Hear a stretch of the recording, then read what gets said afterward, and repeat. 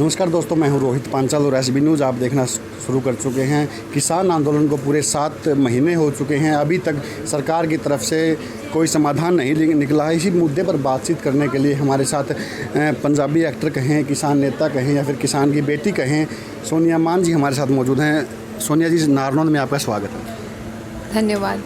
7 महीने पूरे हो चुके हैं, अभी तक कोई समाधान नहीं निकला है, तो क्या लगता है कि आगे कोई समाधान की उम्मीद रखते हैं सरकार से? देखिए, सरकार ने पूर्ण रूप से ये कह दिया है कि सरकार बिल रद्द नहीं करेगी।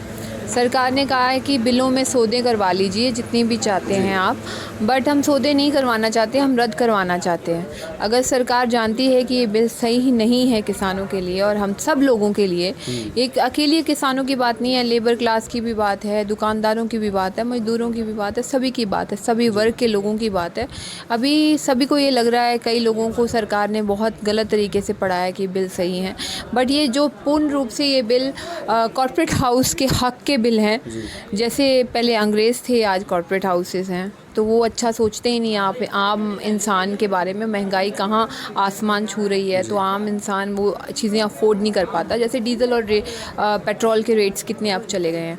तो जो सरकार है वो सरकार इस टाइम पे कॉर्पोरेट हाउस की बनी हुई सरकार है, तो उन्हीं के लिए प्रॉफिटेबल डील सोचेगी, ना कि हमारे लिए सोचेगी। सो सरकार ने तो इनकार किया हुआ है, बट हम डेमोक्रेसी है तो हम पीसफुल प्रोटेस्ट करते रहेंगे। कृषि मंत्री का भी बयान आया था कि आंदोलन चाहे बेशक चलता रहे लेकिन आंदोलन रद्द नहीं होंगे।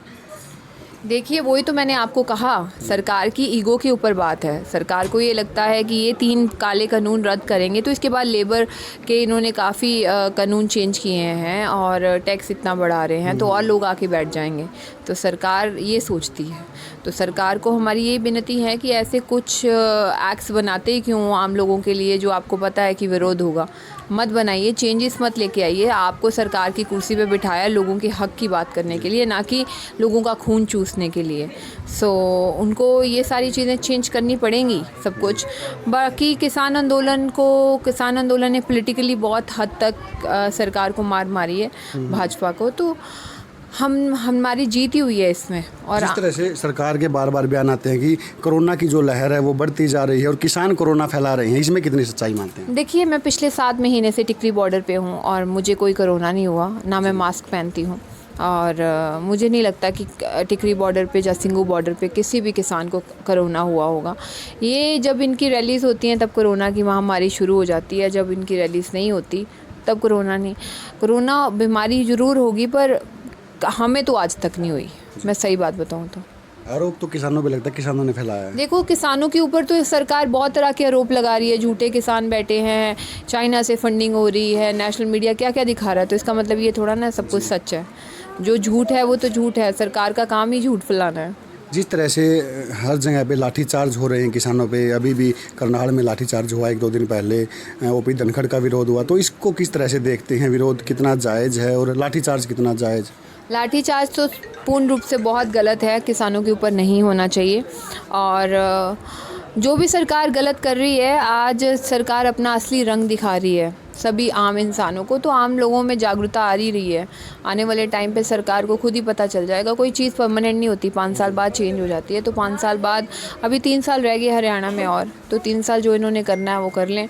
बाकी आने वाले टाइम में तो कोई गांव में घुसने नहीं देगा इन लोगों को। तो आपको क्या नहीं लगता कि सरकार अनाड़ीपना कर रही है? मतलब विरोध होने के बावजूद भी गांव-गांव जाकर पब्लिक के बीच में। देखिए, अनाड़ीपना तो है जब किसी का बुरा टाइम आता है, कहते हैं ना, जब विनाश काल बुद्धि भ्रष्ट हो जाती है, तो वो इनकी बुद्धि भ्रष्ट हो चुकी है। तो जब किसी इंसान की बुद्धि भ्रष्ट होती है, उनको कुछ समझ नहीं आती कि वो क्या करें। तो इसलिए अभी उनको अपने पाप को सही करने की बजाय और उसके ऊपर उसको गहरा करते जा रहे हैं।